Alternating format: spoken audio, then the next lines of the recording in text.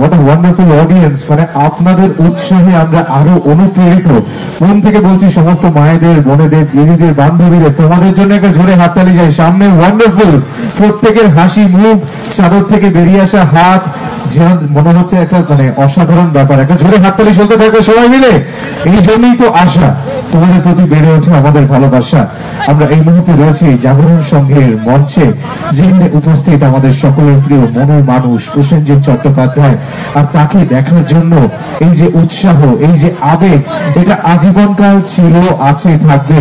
কারণ বাংলা সবসময় দাদাকে নিয়ে আবেগ প্রবণ। উনি সবসময় ভেবেছেন আমাদের পশ্চিম বাংলার জন্য, এবং আমরা বিভিন্ন রূপে পেয়েছি তাকে। তো প্রথম গানটা শুনে কেমন লাগলো সকলে? এত আসতে বললে কোচ নেই মনে বলে, একটু জোরে শুনতে চাই। কেমন লাগছে? ভালো লাগছে তো? এই তো ডান দিক থেকে আওয়াজ পেয়েছি, এবার বাঁ দিকে আসবো। কেমন লাগছে গো সবার? ভালো লাগছে তো? Very good. বাঁ দিকে একটু চুপচাপ মনে হচ্ছে, বাদিকটা একটু চুপচাপ। যাই হোক, প্রথম গানটা শুনেই একটা অসাধারণ ফিলিংস দাদা।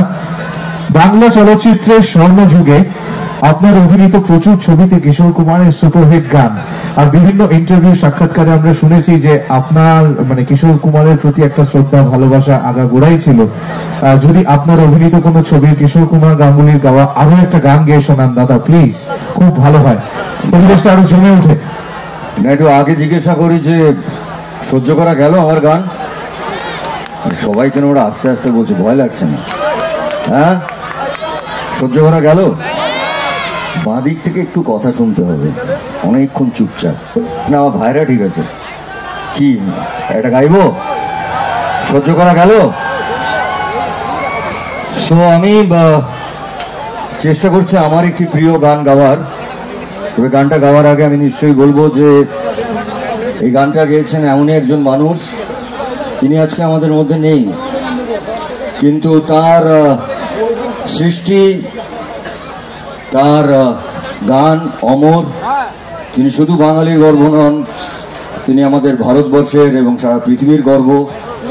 সেই মহান শিল্পীর নাম শ্রী কিশোর কুমার। তার জন্য একটা জোরে হাততালি চাইব।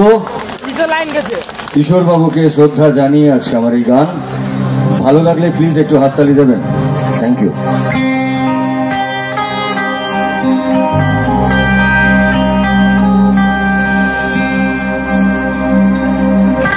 আগেই সাক্ষাৎকারে আমরা দেখেছি কলকাতায় এসে আবার তাকে সম্মানিত করা হয়েছে।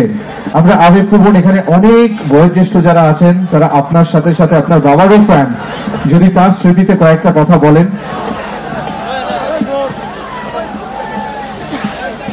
আস্তে আস্তে, এটা আস্তে আস্তেও বলা হয়েছে, সমস্যা কি হয়েছে? আমি তো সবার কাছে আসবো বলেছি, এখানে মাসিমা দাঁড়িয়ে আছেন ঠান্ডার মধ্যে। আসবো আসবো রে ভাই। ভাই যারা যারা উত্তেজিত হচ্ছেন নিজের দায়িত্ব হোক।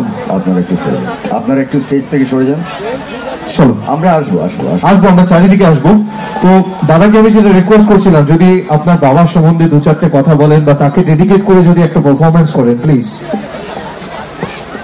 দেখুন, আমার মনে হয় এখানে যারা উপস্থিত আছেন, যখন আলোটা জ্বললো আমি দেখলাম যে অবশ্যই আমাদের প্রজন্ম, আমার থেকে অনেক ছোট যারা, তারাও আছেন, কিন্তু বেশ কিছু সামনেই বসে আছেন, বেশ কিছু বয়োজ্যেষ্ঠ মানুষেরাও আছেন। তো আপনারা যদি আমাকে অনুমতি দেন, তাহলে কি আমি আমার একটি বাবার পুরনো একটি হিন্দি ছবির গান গাইতে পারি? সবাইকে অনুমতি দিতে হবে জোরে। দেখুন, আপনাদের আশীর্বাদে মানুষটি এখনো ভালো আছেন, সুস্থ আছেন। এক সময় বাংলা বম্বেতে প্রচুর কাজ করেছেন আপনাদের আশীর্বাদে, এবং আমার মনে হয় কোনো শিল্পী হতে পারে না যদি না তার মাথার উপরে আপনাদের হাত, আপনাদের আশীর্বাদ থাকে। তো আমি এই গানটা গাইব। এই গানটাও গেয়েছিলেন আর একজন স্বনামধন্য গায়ক, তিনিও আজকে আমাদের মধ্যে নেই, শ্রী মোহাম্মদ রফি সাহেব। তার জন্য একটা জোরে হাততালি চাইবো। আর এই গানটার সময় আমার একটা অনুরোধ আছে ব্যক্তিগত, সবার হাতে মোবাইল আছে, এই মোবাইলটা যদি সবাই টর্চগুলো জ্বালিয়ে আমার সঙ্গে ওয়েভ করে এই গানটায়, আমার খুব ভালো লাগবে। সবার হাতে মোবাইল আছে তাই তো? একটু মোবাইলগুলো, লাইটগুলো সব অন করে দিন, টর্চগুলো লাইটগুলোকে অন করুন এবং আমার সঙ্গে ওয়েভ করুন। Thank you so much, thank you. Hello hello hello.